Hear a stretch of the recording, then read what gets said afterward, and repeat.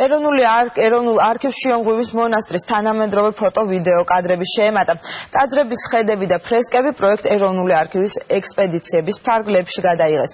პროგრამას არქივო ფონდების თანამედროვე დოკუმენტებით შევსებას ითვალისწინებს. ამ დროისთვის უკვე გადაღებულია გრემისა და ნეკრესის ტაძრები, ვარძიის კომპლექსი, უჯარმის ციხე და გელათის მონასტერი.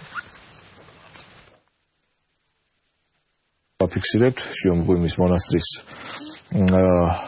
ტაძრებს, ფრესკებს და ეს ყველაფერი, ეს მასალა, რაც დანარჩენი ექსპედიციის მასალებით მოხდება ეროვნული არქივის საცავებში და ამით შეივსება ჩვენი ვიზუალური ფონდები. ეს არის ტაძარი, უშუალოდ ღვთისმშობლის სახელობის ტაძარი, რომელიც თავად დავით აღმაშენებლის ბრძანებით იქნა აშენებული და ცნობა ამის შესახებ არის დაცული დავით აღმაშენებლის სიგელში შიომღვიმის მიმართ. დღევანდელი ექსპედიციის მიზანი არის ორი მიმართულებით. პირველი გახლავთ ეს ფილმის გადაღება ამ დერჩთან დაკავშირებით და მეორე ეს არის ექსპედიციები, რომლებიც დიდი ხანია ეროვნულ არქივს აქვს გამოწყებული.